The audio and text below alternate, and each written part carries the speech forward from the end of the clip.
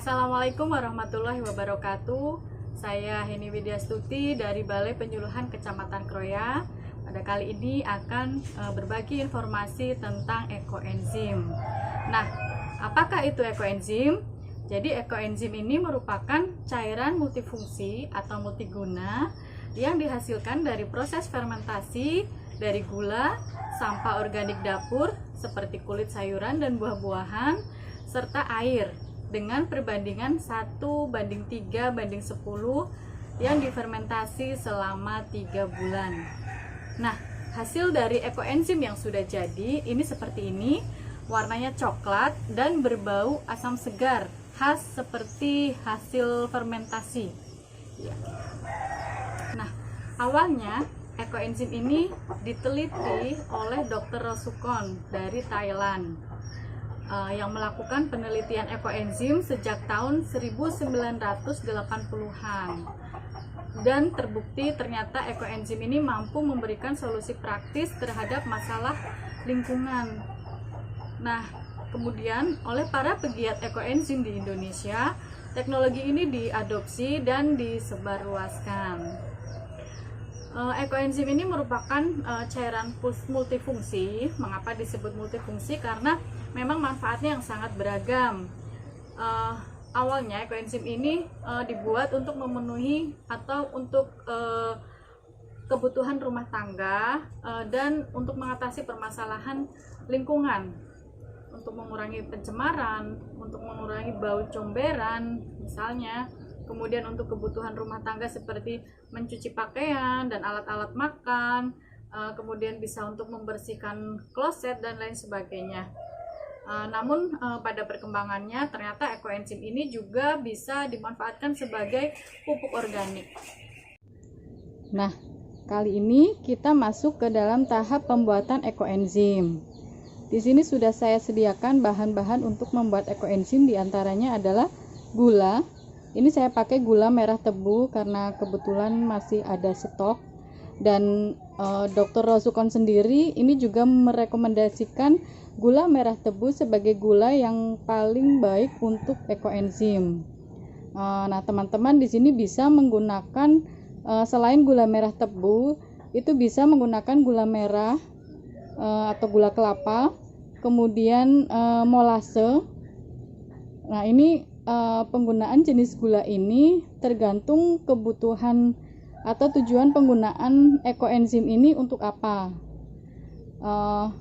Apabila kita akan menggunakan ekoenzim ini hanya untuk kebutuhan pertanian, maka pilihan menggunakan molase itu lebih baik karena dengan pertimbangan lebih murah.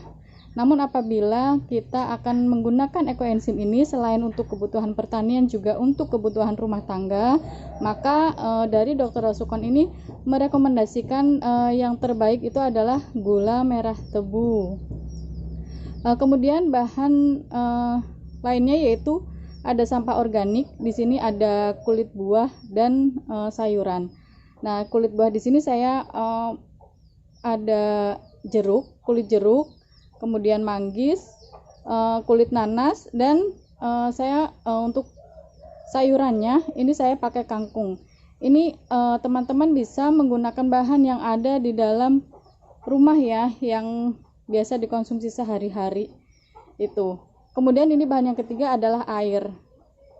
Nih, nah perbandingan untuk bahan-bahannya yaitu 1 bagian gula merah, 1 bagian gula atau molase, kemudian 3 bagian sampah organik yang masih segar. Ini yang masih segar ya, jangan yang sudah layu, karena sampah yang sudah layu atau yang sudah lama didiamkan itu sudah mengandung zat metana.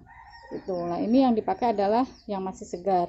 Kemudian ini adalah air yang dipakai adalah bisa dari air sumur, kemudian air hujan yang sudah diendapkan selama 24 jam, juga bisa menggunakan air yang mengandung kaporit dan sudah diendapkan selama 24 sampai dengan 48 jam.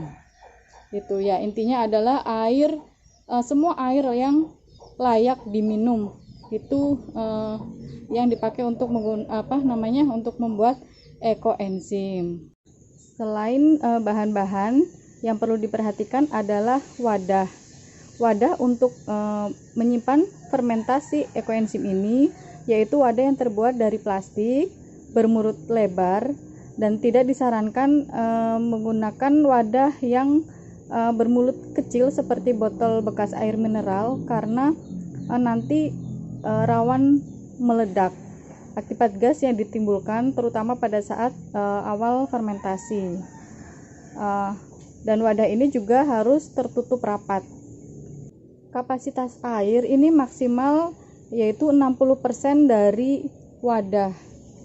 Nah, apabila kita menggunakan wadah yang berukuran 10 liter, maka air maksimal yang digunakan untuk membuat ekoenzim ini adalah 60%-nya, yaitu 6 liter. Nah, untuk membuat ekoenzim kali ini saya menggunakan wadah yang kapasitasnya 8 liter, sehingga 60%-nya itu 4,8 liter. Kemudian ini sebagai patokan untuk menghitung bahan organik dan gula merah. Dari hasil perbandingan 1:3:10 itu kemudian didapatkan bahwa untuk gula merahnya atau gula merah tebu ini itu sebanyak 480 gram, dan bahan organiknya ini totalnya sebanyak 1440 gram atau 1,44 kilo. Yang pertama, kita masukkan dulu gula ke dalam air.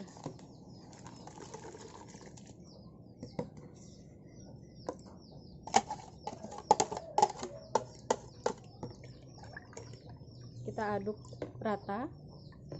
Nah, apabila gula sudah larut, kemudian kita masukkan bahan organik.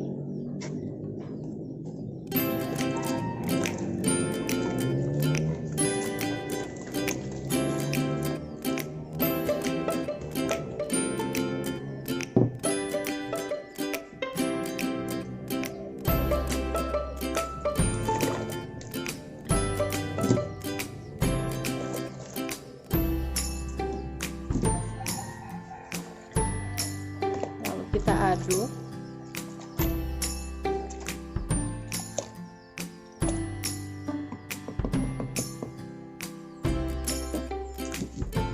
Kemudian kita tutup. Nah, setelah sudah ditutup rapat, kemudian ini ditunggu sampai 3 bulan. Dan jangan lupa untuk mencatat tanggal pembuatan dan tanggal panen di kertas label.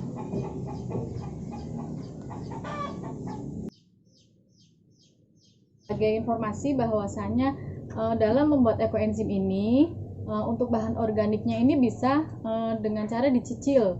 Apabila teman-teman dalam satu hari hanya tersedia setengah bagian bahan organik, maka itu yang dimasukkan. Sisanya bisa ditambahkan besok. Yang penting dengan catatan sampah organiknya harus dalam keadaan segar, tidak layu, dan tidak busuk. Nah, setelah bahan organik ini sudah terkumpul penuh, maka di hari itu dicatat sebagai tanggal pembuatan, dan tanggal panen dihitung dari tanggal pembuatan tersebut. Nah, setelah 3 bulan atau 90 hari, ekoenzim siap dipanen. Untuk pemanenannya, ini ekoenzimnya tinggal disaring, diambil airnya, kemudian bisa disimpan di dalam botol seperti ini. Nah, kalau sudah seperti ini tidak akan meledak. Semakin lama ekoenzim, maka dia akan kualitasnya semakin bagus, gitu ya. Kemudian apabila terjadi kegagalan atau ekoenzim yang kita buat itu busuk, berbau busuk, bisa diperbaiki lagi dengan menambahkan 1 bagian gula, takarannya sama seperti dosis awal. Kemudian difermentasi lagi selama 1 bulan, baru setelah itu dipanen. Namun ekoenzim yang sudah diperbaiki itu hanya dapat digunakan untuk kebutuhan pertanian atau sebagai pupuk organik saja gitu. Dan hasil dari penyaringan ekoenzim ini, ampasnya itu bisa digunakan untuk media tanam atau sebagai pupuk organik. Dan untuk pemeliharaan tanaman, kita bisa mencampurkan ekoenzim ini dengan air dengan perbandingan 1:1000. Jadi 1 bagian ekoenzim dilarutkan dalam 1000 bagian air. Atau misalnya kita menggunakan air 1 liter, artinya ekoenzimnya sebanyak 1 ml. Nah, itu kita bisa melakukan penyiraman ke tanaman setiap 3 hari sekali.